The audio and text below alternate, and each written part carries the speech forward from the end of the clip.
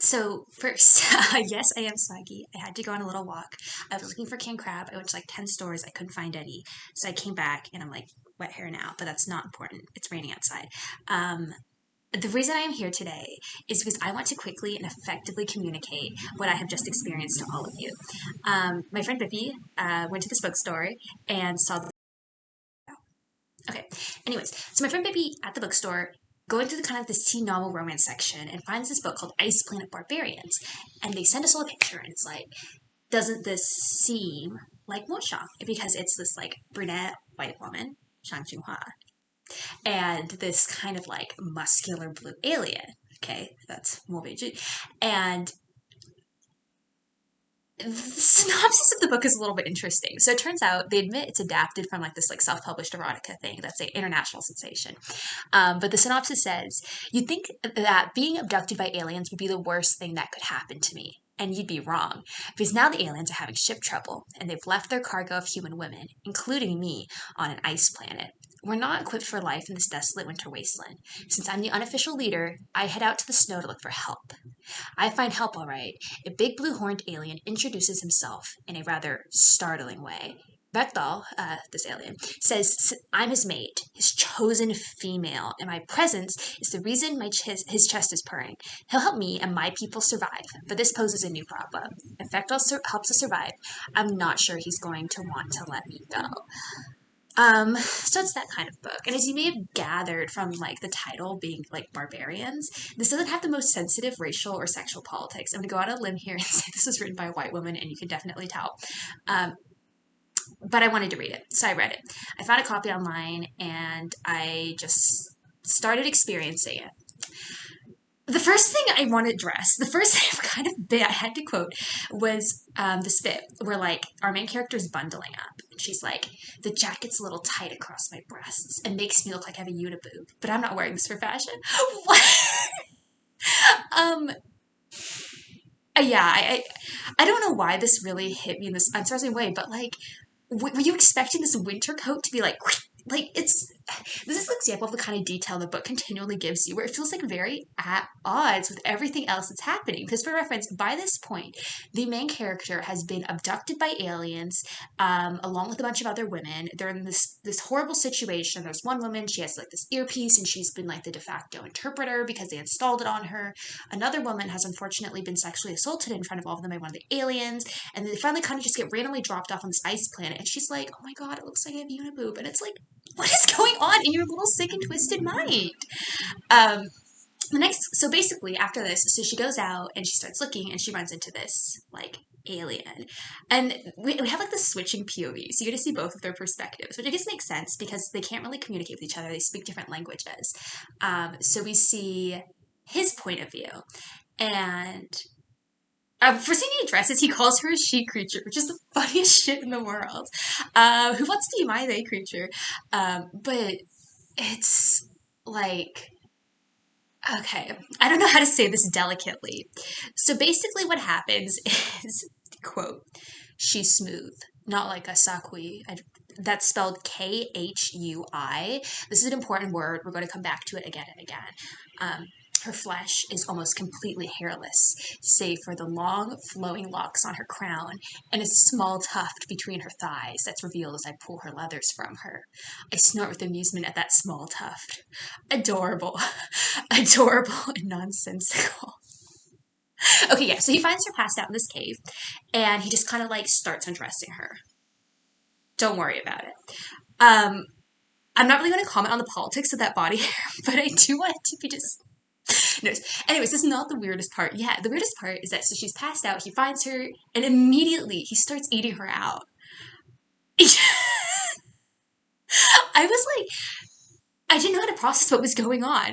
I was in physical pain from laughing. And then it switches back to her POV.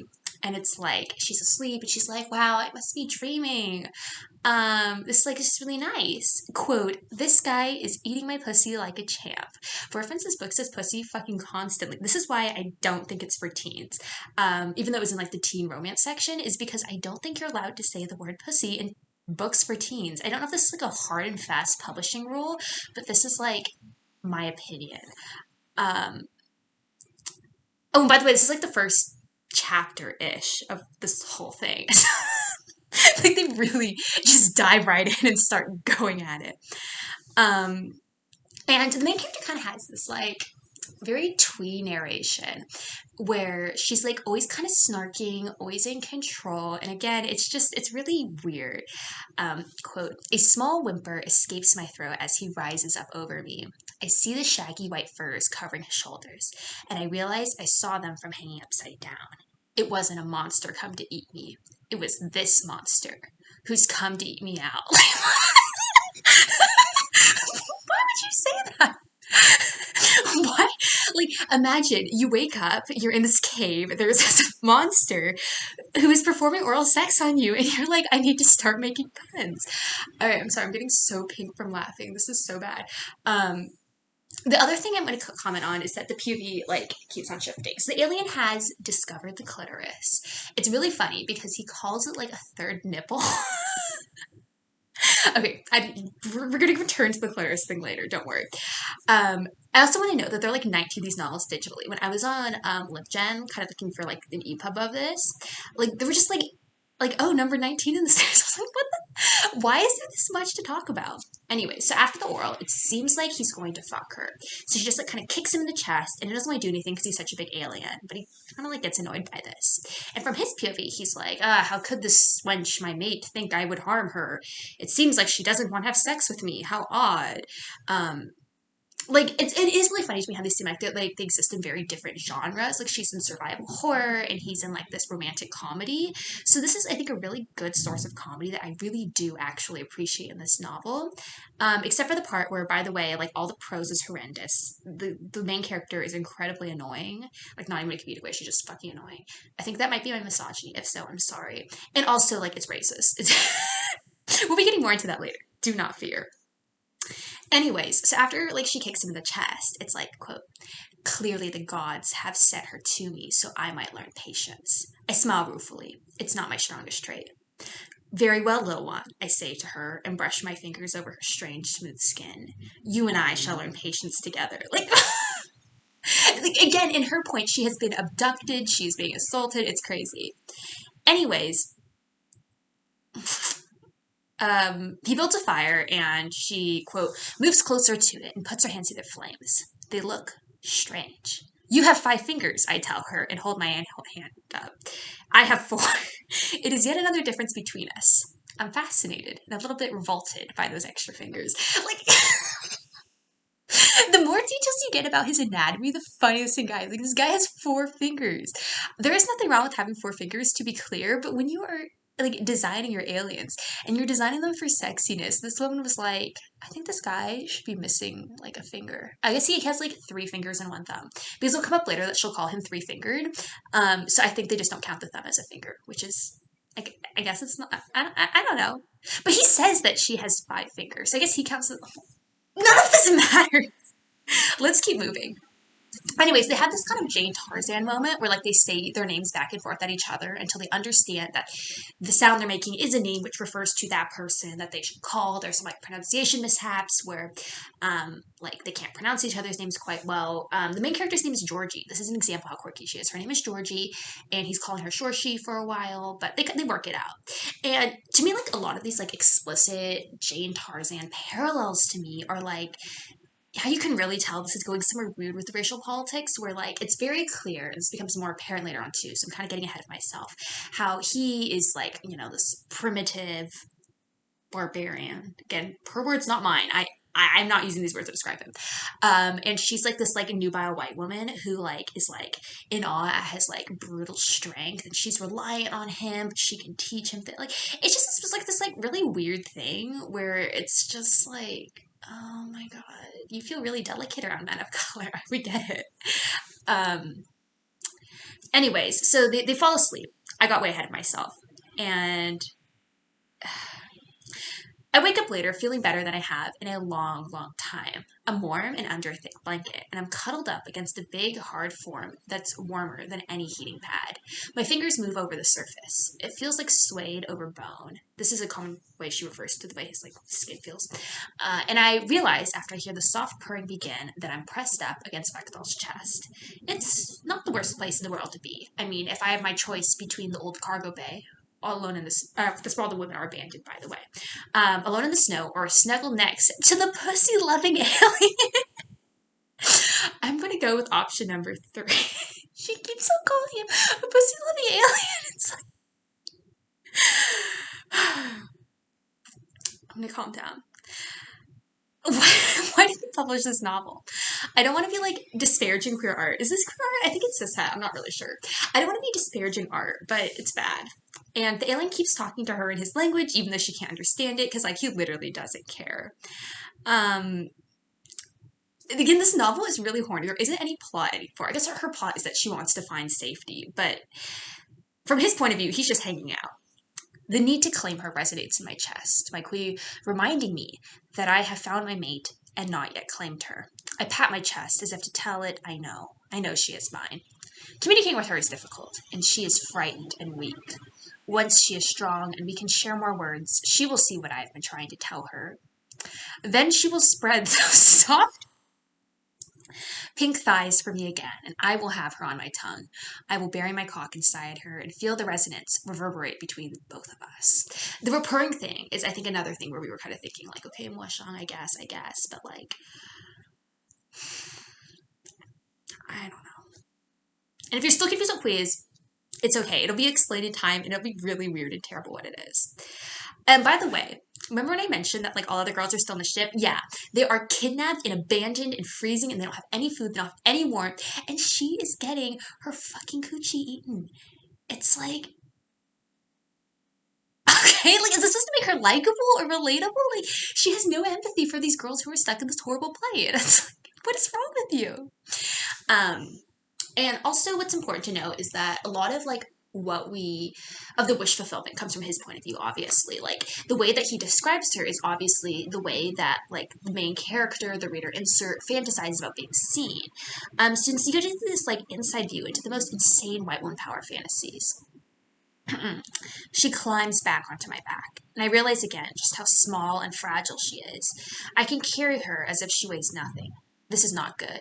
Even the daintiest of my tribesmates could crush her like a twig. It rouses my protective instinct, and I fight the urge to snarl at the thought. First of all, he's literally making up guys to be mad at right now. Like he's like, some hypothetical other guy could really snap her. It's like, dude, you did that. You made that up. Calm. Anyway, so she's been trying to convince him to go up the mountain. She's like trying to bribe him with sex. And that's what's happening right now. So they're taking him back out of these hot springs while these girls are still abandoned waiting for help. And I want you to know that his dick is massive. But you didn't really need me to tell you that. I want to answer some of my friend's commentary in here. D at this point comments, I hope he gets back to the ship and is like, dang, I thought there was only one of you, and immediately abandons her. So fucking true. Anyways, back to Georgie's point of view, though. Maybe I'm using him a little when I rub my fingers on his chest. They're cold in the frigid, snowy air, and my nipples are hard. I rub up against him deliberately, letting him feel my body. I lick my lips and then look into those alien, glowing blue eyes. And I point to the mountainside in the distance, where I know so many women, half in pods, the other in the stasis, I guess, are waiting for rescue, while I play bubble bath with a native. Take me up the side of the mountain. There's just a lot going in there. I'm not really going to like address any of it, but you can like pause right now and reflect on that.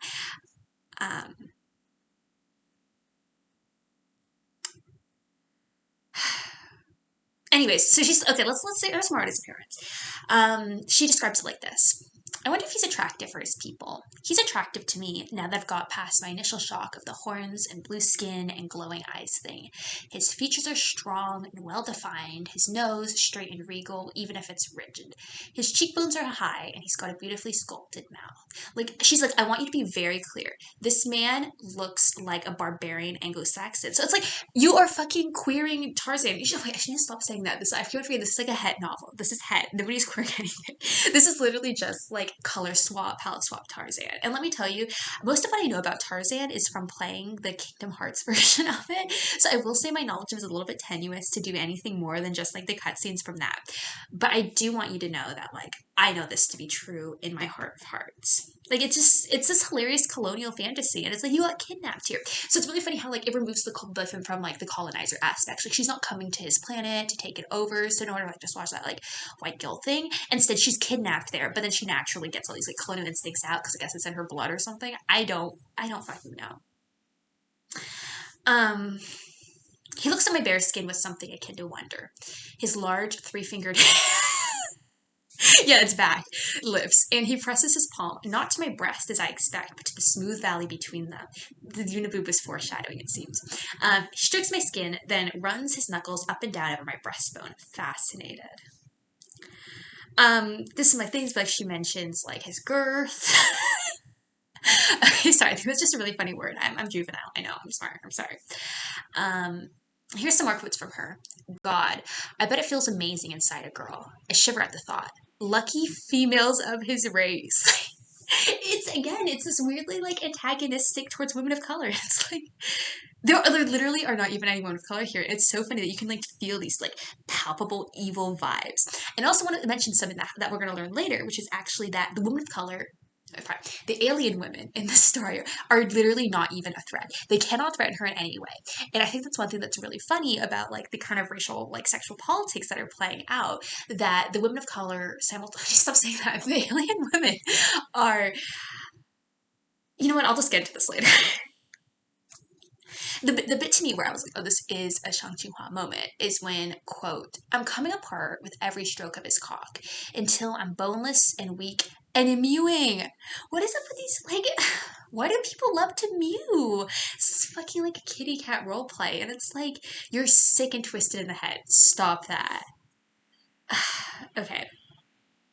There is kind of another kind of funny moment where it immediately switches from her POV to his POV. So her POV is, a small moan rises from my throat again.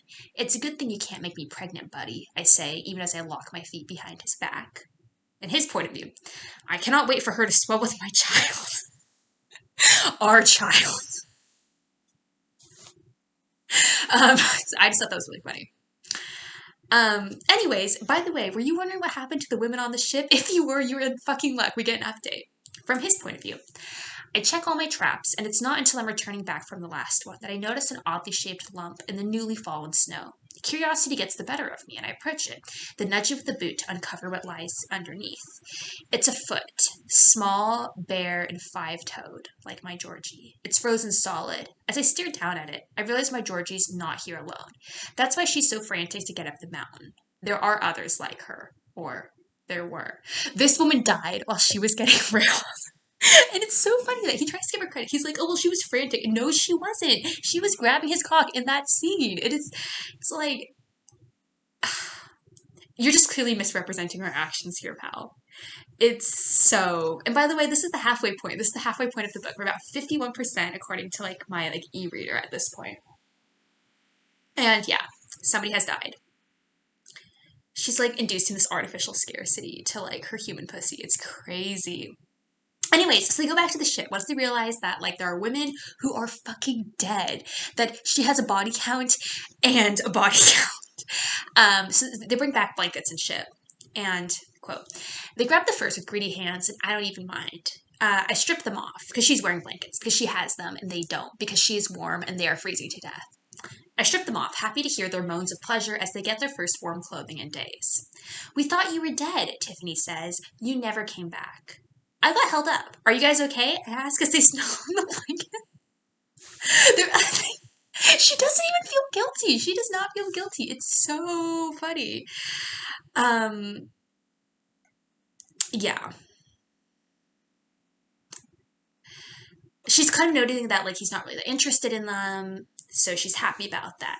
Ladies, I say, gesturing to my big blue-gray friend. This is Vector. He's from around these parts. They look at him warily. He looks like a demon, Liz says, ever blunt. So yeah, I mean, he is morbid, just in case you're wondering. She's trying to get one of, like, something off his belt. So she reaches for his belt. He grips my hand and gives me an incredulous look, then rattles off a string of syllables. Because they still can't understand each other. But fear not, the translator wench is here. He just asked if you want to mate here, Kira says, voice full of disbelief. Oh shit, Liz says. That's what held her up. Like, they know that she has been fucking this alien the whole time, that they have been suffering and starving and freezing, and nobody fucking cares. Nobody gives her a hard time about it. Nobody even mentions that, like, she was lucky. Nobody, like said, damn, you could have hurried up a little bit. They haven't mentioned the dead girl once, by the way, Dominique. Like, they just are like, okay, good for you, girl. Like, everyone is completely over this. Nobody cares that someone died, and they're just happy they have food. Actually, they explicitly say they're not mad. I wouldn't, Liz says. Just let us imagine for it. And feed us. I don't care if you fucked an entire stadium of aliens, if you give me something hot to eat. Imagine. I would be pissed if this wench was fucking stadiums of aliens while I was suffering. Maybe I am mean and bitter and evil, but maybe I am. Maybe I am. And I think that these people in the book need to grow a fucking spine. So now that Kira's here, we do get a little bit of translation, a little bit of mutual intelligibility. They're able to communicate better, which is good because the kind of shtick of like him just being like, the alien said something I didn't understand. I continued speaking English to him like that was what it changed. Was like, it was getting old. Anyways, here's where we get an interesting lore bit from Bechtel. He says, there are 5 other humans in addition to the dead one in the snow. Bechtel did not forget about Dominique. All female. My mind cannot comprehend this. All female. I think of my own tribe, with over 20 unmated males. There are only 5 adult females in our tribe. There have never been many. So yeah, there are about 30 of his kind on this island. We will learn why there's so few in a little bit. But this is another reason why he's going fucking insane over her, is because there's a gender imbalance and they're monogamous because of the way that their like soulmate thing works. And he is just like, women, precious resource. Yeah. I'm not going to think about it. All right. We're going to talk about Dominique now, and this next bit, not like right immediately right now, but after this, I'm going to mention some residue sexual assault. I'm not going to make any jokes about it, but I do want to acknowledge that Dominique's whole plotline is really weird. So for context, she is the one who was assaulted by the alien on the ship in the beginning. And so her entire storyline is just that she's raped. This makes her suicidal, so she runs out into the snow and dies on the first night. The main character is not really hurt by her death, changed by her death, or anything. Like, it's not clear why she exists in the story, because if she didn't exist in the story, nothing would change. It just makes the main character seem like a piece of shit for not caring about her, and just introduces this woman to do horrible things to her and then kill her. Like, it's really weird and dissonant with the rest of the book. I don't know why it's in there, but it is. And yeah, finally, so Liz and anyway, that's over with. So Liz and Georgie finally talk about her, and she goes like, you haven't asked about Dominique. And then Georgie's just like, oh, I saw her dead body out in the snow. Again, nobody blames her for this. Nobody does anything. Like, nobody acknowledges that, again, she was having sex while this, like, she was also, like, it's so weird to, like, contrast the respective, like, treatment at the hands of aliens. They both have sex they don't consent to, but for the main character, it's something pleasurable, something she ends up enjoying, blah, blah, blah, blah. Like, they introduced Dominique as this weird foil to her, but it's not really a foil because Dominique has literally no agency. Not that the main character has so much agency, she's just lucky that she enjoys everything that's happening to her because everybody's nicer to her because she's the main character. Again, it's this really, I don't understand what's the purpose of it. It says something psychologically about the author and about the fantasies they think you have, but I don't want to get into it. Let's just keep going. Okay.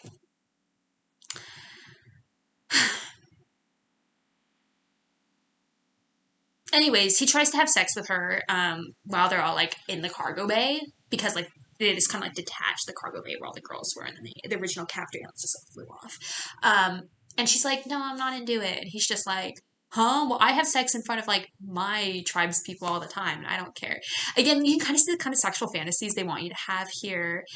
It's just it's kind of funny, the idea that like when people set up different cultural norms, like this is what they go for. Another thing I want to address here is that back to the whole thing where I think Georgie's kind of a cunt, is that one of the things that makes me particularly insane about the novel is that Georgie keeps sharing this like shit that he gives her with the other humans, and like the blankets, like the food, blah blah blah, and he's like, they're so greedy, taking from my shimi, whatever. It's a special filming thing where like you're supposed to see through his eyes, and it's how she wants to be perceived. And it's like, oh, she's too selfless. She lets everyone take advantage of her. Luckily, I see it, and I'm going to rectify it. Except for the fact that like all of the women are objectively worse off than her, and she was having sex while they were dying in the snow. So she's not selfless at all, and it's really bizarre that they try to like paint her as such. Like, the other women take the blankets she brought because she's going to sleep with him. And then he starts snapping at them to give her a blanket back because they don't understand that like Georgie suffers too. And then like the two of them snuggle under the blanket. Some of the other women who have been freezing in this abandoned ship continuously basically have to share with each other. And it's like, I didn't think that was cute. I didn't think that was romantic. That was kind of a dick move. Like, this guy can keep you warm. He has clothing. He's adapted for the temperature. Um, There's another bit too where like Georgie insists they leave all the furs and some weapons and all the food, and he goes, quote, "This makes me unhappy because my mate will be the one that suffers.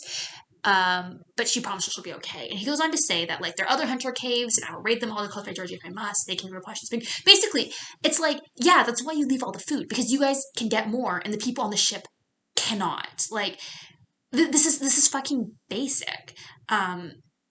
Anyway, that was just really weird to me, and I wanted to address that because it's really funny they want to do some sort of like poor meow meow taken advantage of thing, except they don't actually set up a situation in which she resembles a poor meow meow in any way. So instead they're just saying that with some random guy, and it's like, oh my god, this is like being on like fucking fandom Twitter. What's wrong with you people?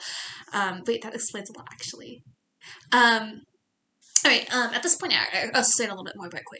So Kui is what he calls the race, Sakui, and it also seems to be some sort of spirit within them, within their chests, that helps them survive on the planet and connect with each other. It's what resonates between mates. Like, that's why he's purring, that's why he's calling her his mate in the first place, but it's deliberately ambiguous exactly what it is. He just says Kui, and the idea is it's untranslatable. Even Kira, who has the earpiece, doesn't know what Kui is. He's just like, well, it's Kui, dude. She's like, okay. Yeah. Next thing I should mention, she calls him brutishly handsome. Like, it's so weird. Like, it's funny because she's racist to him, but also they want to be clear that he's white. But it's like, is he Polish? Like, what is going on? Okay, I'm sorry, it was kind of tasteless. But okay, yeah. Anyways, so they go to this cave where like they have sex again, surprise, surprise, and she kind of sees this light go off, and she's like, "What's that?" He's like, "It's magic. Don't worry about it." Like, well, this is from his point of view. But she starts looking around. She starts looking on the ice, and she realizes that they're not actually in a cave. They're in a spaceship, which has been like all frozen over, and that's why it's like shelter. And so she manages to turn it on. Again, this is something interesting kind of here where like, oh, even though he's the fucking alien and she's the one who's even actually got here, she can still teach him things. She's the one who understands science. He thinks it's magic. Like, they put in a lot of effort to make it primitive because like, there's this part later on where she'll try to explain to him that she comes from a different planet, and he doesn't have any conception of there being different planets, which is going to be very odd because we're about to learn a lot of backstory about his people. This is a big info dump. So we get our explanation of what Kui is. So this planet has an element, the ship's AI explains to her, because it has an AI that info dumps, that is toxic to humankind and also to Thak. Thak is what the name of his race apparently is properly, or whatever, is a gas element similar to nitrogen that has not yet been discovered by humans, as it does not exist in any form on Earth. Your body is not equipped to filter out the air. Once you reach toxic levels of the element, your body will slowly shut down. The Thak at your side exists in a mutualistic symbiosis with a creature they refer to as a Kui. So basically, the Kui just will exist, I guess, symbiotically on you, and it'll help you survive. But the problem with the Kui is that you have to have it within 8 days of landing, and once it's in you, you can never leave the planet again, because if the Kui dies, you die, and vice versa. So yeah, basically it's this kind of like this forced, like, she either has to decide whether she wants to stay with him forever or leave the planet entirely, even though she has no clear way to do so. You might go, oh, is this spaceship going to be important? Is she going to like think about using it to fly off? No, by the way, this spaceship will never be important again. It's going to be really weird because she's going to consider other ways off the planet, and none of them will be the spaceship, which works and which is advanced, and it's weird. It's a plot hole. I feel like singing this right now. It's a plot hole. And so the spaceship also downloads into her brain the ability to speak to him, because I think the author was getting tired of doing this whole pantomime shit. The other thing I explained at this point is that we also learn, it was a big info dump, where his people came from. Because obviously, if the Sock are not evolved to live on this planet, what planet they came from? They actually came from a planet pretty far away. They explained that this was originally a pleasure ship or whatever that crash landed here, and then all the people got infected with the Kui and could leave. So this is just where they live now. But what's really interesting to me is that there wasn't any thought put into the actual implications of this. Well, this also, first of all, explains why the tribe is so small. It's in danger of dying out, I guess, because they just never reproduced that much. Because of original gender imbalance, I don't really know. Vectal comments that they would have already died out if not for their extremely long lifespans. So maybe this is a problematic age gap too. Who knows? Where was I? Oh, right. But you think if they crash landed onto the planet, there would be at least some like passed down history about coming from someplace else. Oh, we came to this planet from somewhere else. You think there'd be some knowledge of a place beyond the stars, but he doesn't have any conception of that. You think that they would have some knowledge of like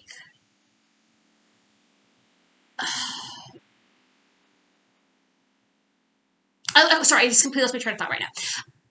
My point is that the way he thinks about space, his own culture and his own race is completely dissonant with the actual history we know. It's ambiguous how long they've been there. It could be that it's entirely lost, but they just don't have any origin story at all, I guess, which seems weird. Like, she didn't put any thought into it. Surprise, surprise. Shout out Ruby Dixon. Yeah. But anyways, they're finally talking to each other. Before now, all they've basically done is just like have sex, just kind of spontaneously. It was like they were in a bar or something, and this is like the morning after, and they're like, "Oh my god, you have a name, you have hobbies. This is really fucked up." One of the funniest things in this entire book. Okay. Quote. Her eyes blink open, and the pale, ugly white with a weak blue circle in the middle is the most beautiful thing I've ever seen. Okay. Yeah. I thought that was really funny. Yeah, but his entire eye is like glowing blue, by the way, from the Kui. It's a parasite. Don't ask how it does that. Anyway, so it's their first conversation and they're talking, and he just says the most fucked up shit in the world to her. Not because it's like actually like racist or anything like that, like she is to him. It's just because it's really horny. Weak tongues, weak eyes, weak bodies, I murmur, enjoying the look of irritation on Georgie's face. It's such a pleasure to be able to speak to her, really speak to her, and to tease her. Weak in many, many places, but a delicious kind.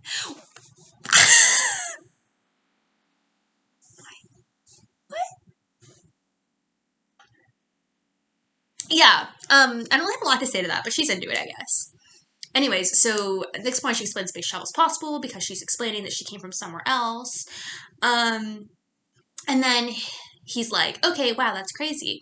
But she can't leave. But then my Georgie might die because she has no Kui.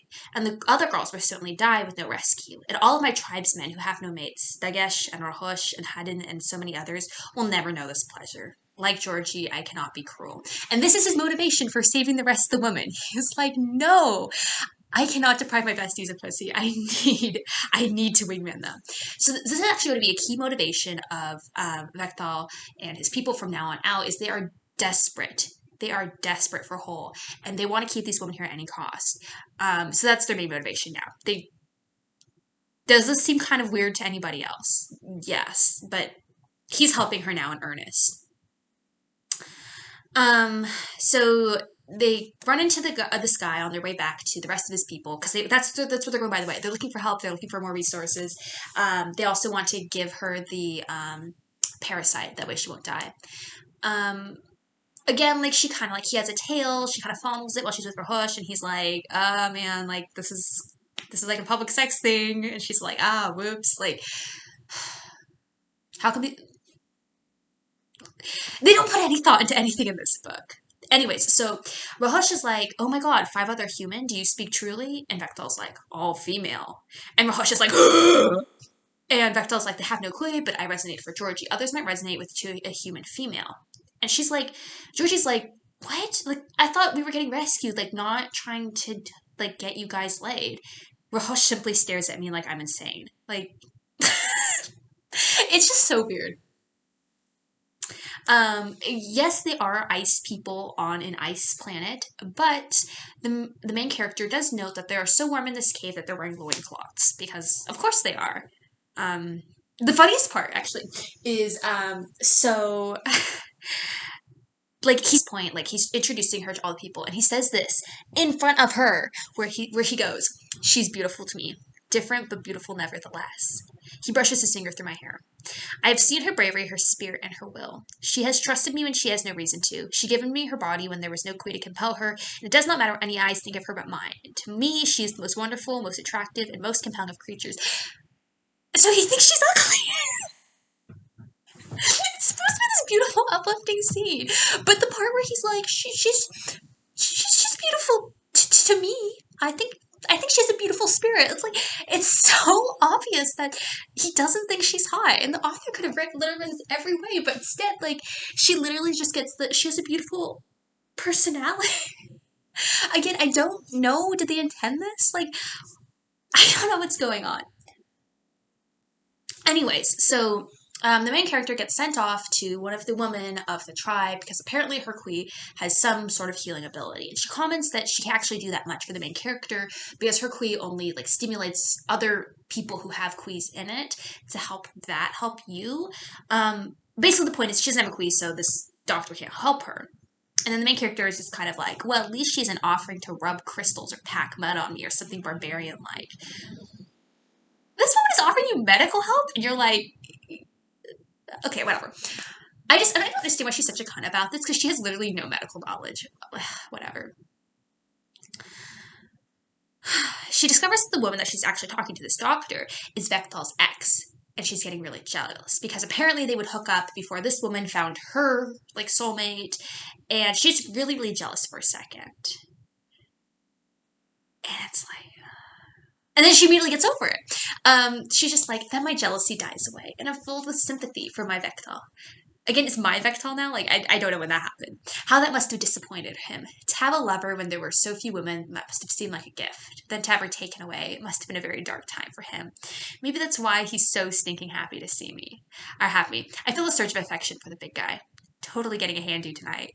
Like, I don't understand what goes on in her head.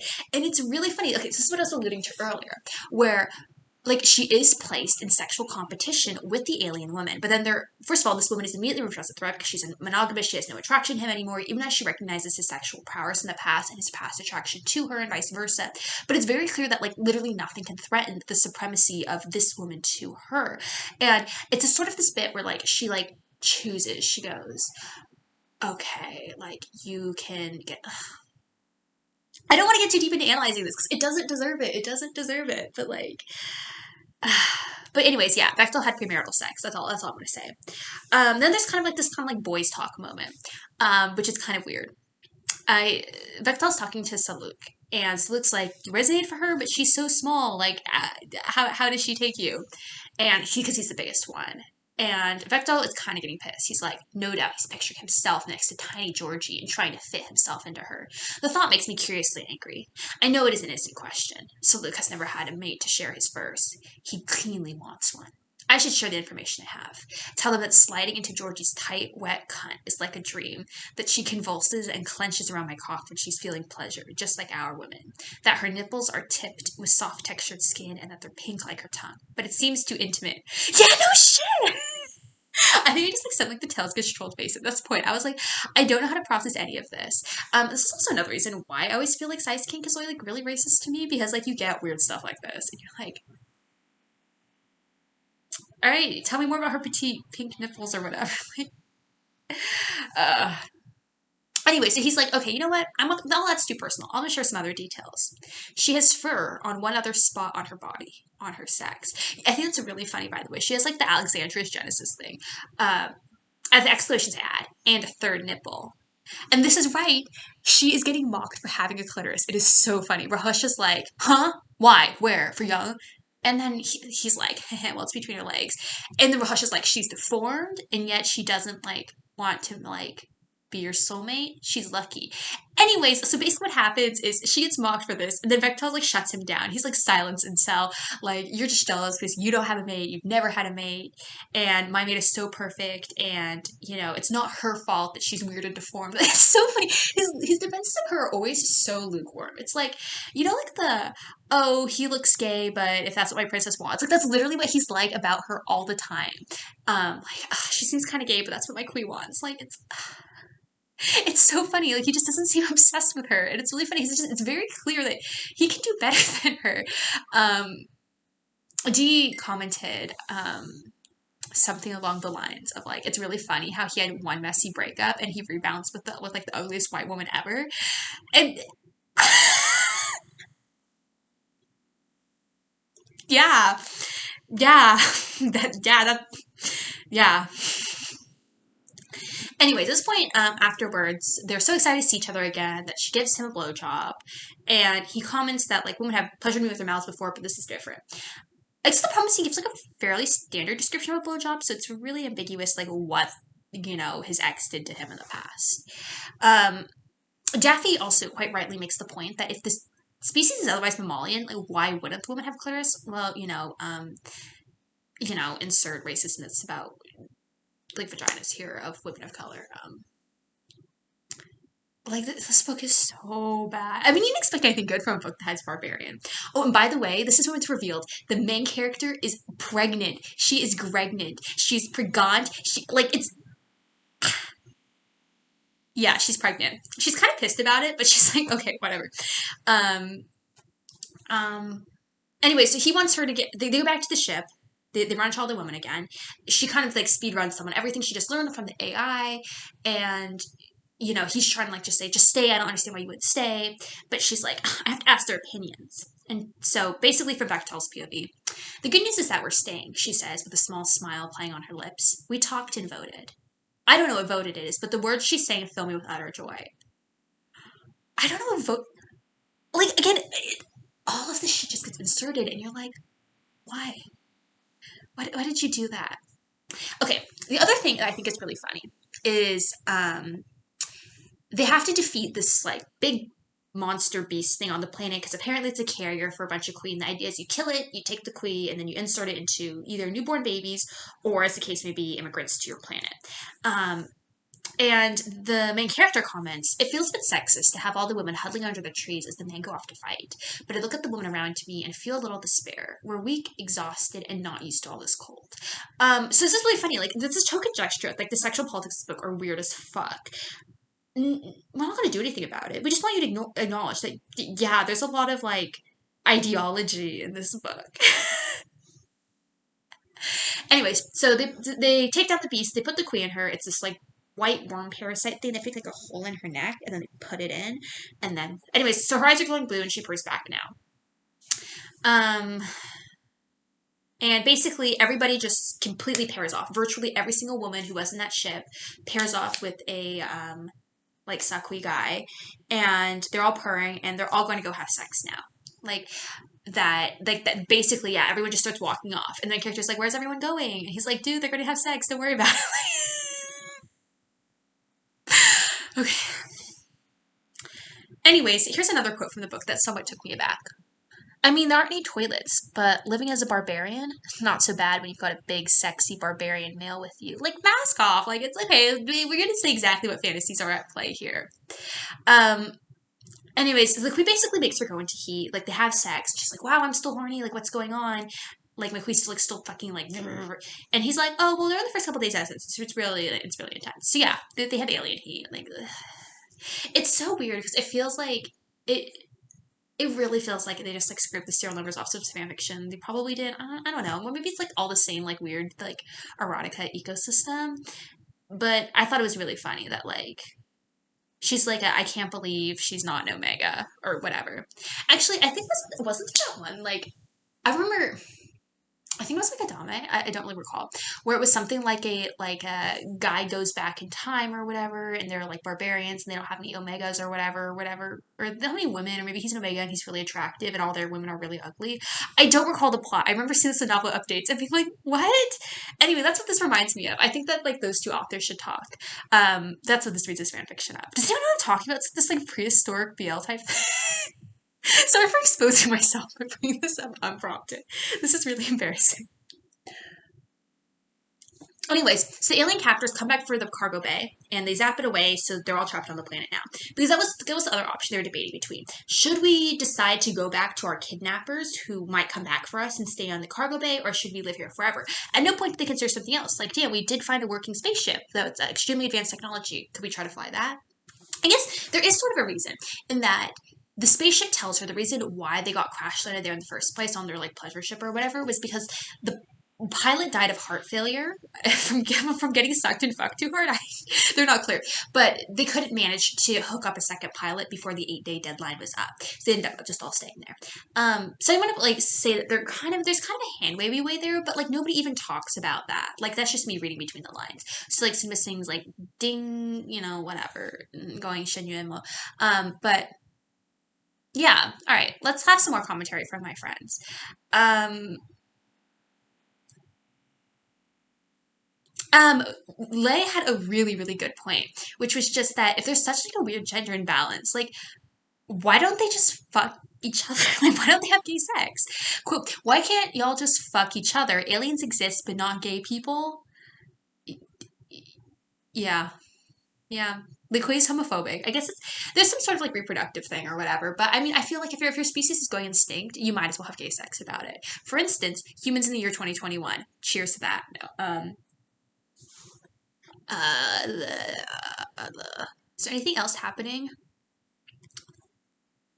I'm sorry, I'm just scrolling through this briefly. Um, yeah, no, I think that was basically everything I wanted to share with all of you people. Oh my God, Laura's at my door. This is perfect timing. All right, bye bye.